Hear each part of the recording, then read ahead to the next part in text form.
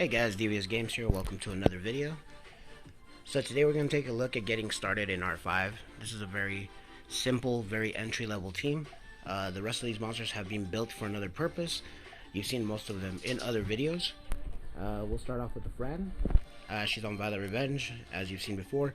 In this particular dungeon, she isn't necessarily the best on Violet, just because she's going to end up proccing into additional turns, and the additional turns will cause the boss's counterattack, which happens after you take 15 turns. Now that means for each team.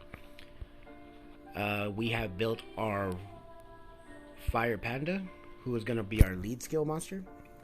We built him for the Wind Rift, and here you can see what his runes look like. They're not all maxed, they're not all 6-starred, and they're not all grinded and gemmed. Here's his artifacts. I believe that means that, most of these runes are obtainable. Now for Darien, you don't need a 2A Darien, although a 2A Darien is a little bit better. His passive works a little bit different, but basically he absorbs a little bit more damage and prevents a little bit more damage. I've got him here on Revenge Energy Broken. Again, not all of his runes are maxed, not all of his runes are grinded. Here's his artifacts. Now real quick before this kicks me out, we're going to go ahead and grab a couple supports. Unfortunately, I know not everybody runs regular BJ or regular R5, so it may be hard for you to find a group that you can jump into. But if you do have friends, normally what you're looking for is you're looking for a crit rate lead, a defense lead, and a resist lead. So we ended off with Darien. We'll go and we'll take a look at our Ikaru. Now this Ikaru is probably a little bit higher in rune quality than most of you will have, mainly because of the flight runes. Please also do keep in mind all of my towers are maxed, so that would be a little bit of an upgrade in stats as well. And the only reason I'm going to use this one is because this one is actually maxed out in skills, but he also does have lower defense than what is required. That's why the defense lead does come in handy here. Here we've got the Crow. You've seen the Crow before. The Crow is my PvE Crow. He's almost fully maxed out in skills. He's on Rage Blade, and this is what he looks like. And then we have also got the Rauk. The Rauk is on the Fatal Revenge. You've seen him before in other videos. This is what he looks like. So I mean, in all honesty, the only monster that we've added here is Darien. And again, like I said, Darien can be used in a multitude of other areas, so I highly recommend that you go ahead and build him.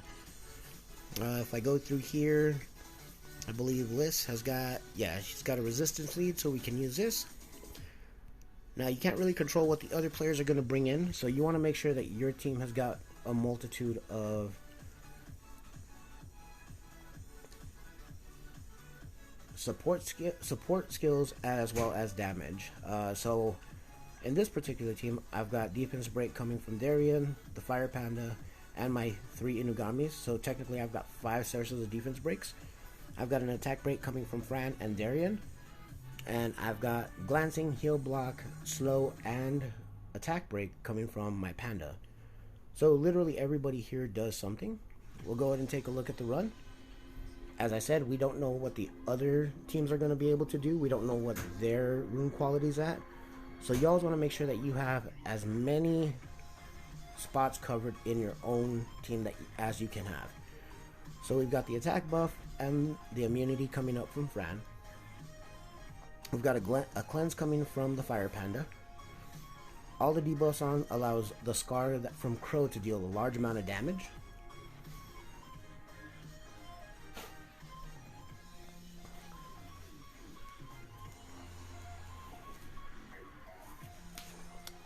After the jump, everybody had lost all their he's lost all his debuffs, so now we're coming back and we're trying to get a little bit more damage on. We got the heal block on, so when he hits that counter up at the top right that hits 15, you'll see he's going to strip everything that we got and he will try to heal. Basically everything that he gets off of your monsters will contribute to some form of heal for him. We get another cleanse here. the immunity comes up, so it stops any negative effects from us. It looks like we lost Liss on our left, so we're gonna have to end up tanking the second head, but the damage is already too high.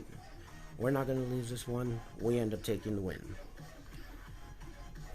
Now, if you're gonna be using friend reps, you can only do 2 runs a day. As you can see, this is 112. It wasn't bad. It's nowhere near the 30 seconds that you're gonna get out of BJ5s.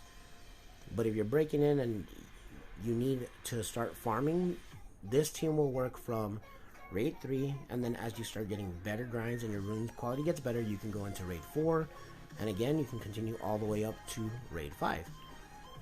Now, I've already used them, so let's go ahead and see if there's anyone else that I can use in here.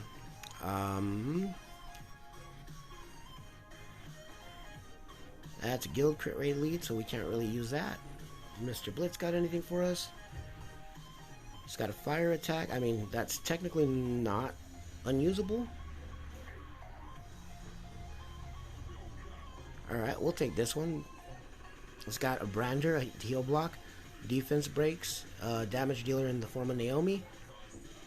Alright, that's a fairly usable team. And then, let's see, who else do we have? Okay, so here Blood has got a defense lead, which we're currently providing. But what we can do instead is we can use another farmable monster in the form of Tessarian. We can put him up. We'll put him in the back line, because he will act as a pseudo damage dealer. Again, he's on Violent. Probably shouldn't be on Violent. But he is a Guild War monster, and that's how he's built. His Ancient Power will reduce damage from enemies with no harmful effects by 30%, and increase damage on enemies with harmful effects. Alright, so he's not going to be doing a lot of damage reduction here. And it doesn't matter, it doesn't work on boss monsters anyway. Oh wait, yeah it does, it just, he doesn't put the Oblivion on them. Okay, so he's going to increase damage based on the amount of debuffs that the enemy has, which is great for us. We have a lot of debuffs coming from the 3 members of the team. And he's got a defense break here and a dot that's not going to do anything. So yeah, let's go ahead. We'll use this. We've got crit rate, defense, and resistance again. And alright, not enough energy. We'll go ahead and run this one. Now, I do know that Blood of Valonia, I'm sorry if I'm mispronouncing that, man. I really am. He is a very strong member of my particular guild, so I do know that he is probably going to be able to carry us all by himself. Dark 51 has actually just joined our guild, so welcome, buddy. I don't know if you watch me or not, but if you do, shout out to you. And we'll go ahead and take a look at how the teams are doing. I did remove an attack break and a defense break, but I replaced it with a defense break and additional damage. So this team should still work.